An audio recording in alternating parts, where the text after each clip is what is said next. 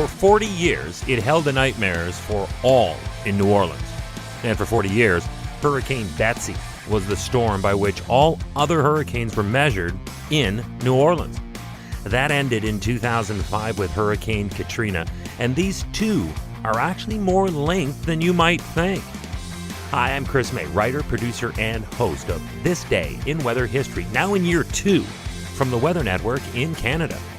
On August 29th of 2021, New Orleans was battered to a pulp by Hurricane Ida.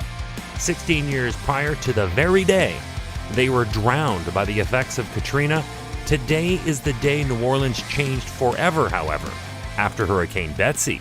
This day in weather history. Hurricane Betsy was the nastiest storm to menace New Orleans in 50 years, dating back since at least 1915. And that would stand again for another 40 years, almost to the very day when Hurricane Katrina washed ashore and then all hell broke loose.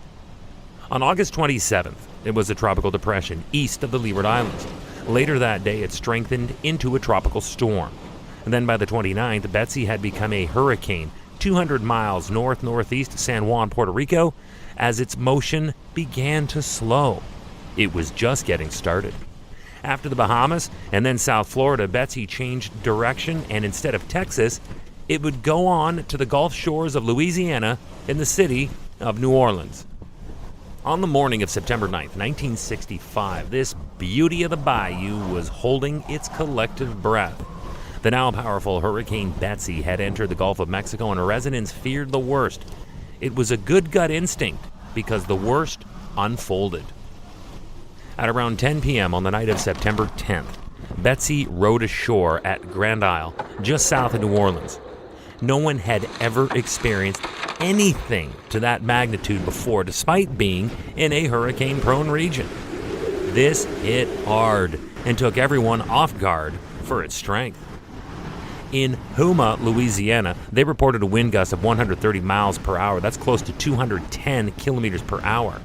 As is the case ahead of so many of the deadliest and most destructive storms, Betsy was preceded by a storm surge that caused immediate flooding and was compounded by the torrential rain.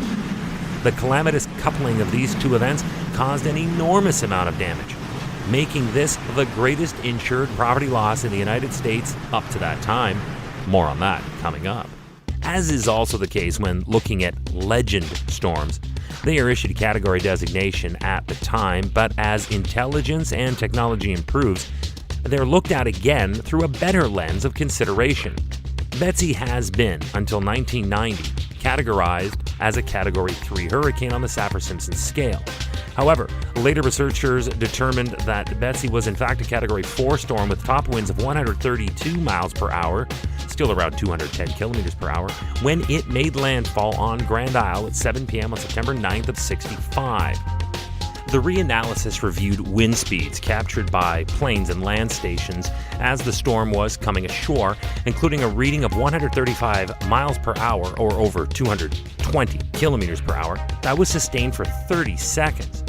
One thing that the intensity change certainly did not alter was the sheer devastation that was wreaked by Betsy. There were 75 in all who died between Florida and Louisiana, and Betsy would be the first ever hurricane to result in more than $1 billion in damages when it rang in at a staggering $1.4 billion 1965 USD. Now, so far I have reviewed meteorologically and physically Betsy being similar to Katrina of 2005. But then there is this interesting postscript, and this also ties us to the other hurricane I mentioned off the top to have demolished New Orleans, that being 2021's Hurricane Ida. One of the direct results of Hurricane Betsy was the construction of a massive flood protection system by the U.S. Army Corps of Engineers. This, quote, flood prevention system, end quote, was designed to prevent a repeat of the widespread flooding caused by the storm. What they designed and developed was the famous levee system that, for 40 years, had held and protected that submarine city of New Orleans. That, of course, until 2005's Hurricane Katrina, which essentially laid bare the inadequacies of that dated federal levee system. But remember again, after Katrina, the engineers got right back to it. And this time they developed the next-gen version of this fortress. And guess what? It stood strong. But before Ida, New Orleans had Katrina. And before that, it was Betsy. In 1965, this day in weather history. Tomorrow is September 11th.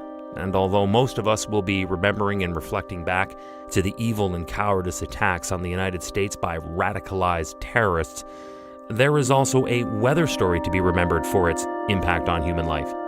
The irony here, it happened in Hawaii, the site of the only other attack on U.S. soil. Tomorrow, we will look back to the year 1992 when Category 4 Hurricane Iniki steamrolled over what would become the 50th state in the Union. On this day in weather history, with me, your host, Chris May.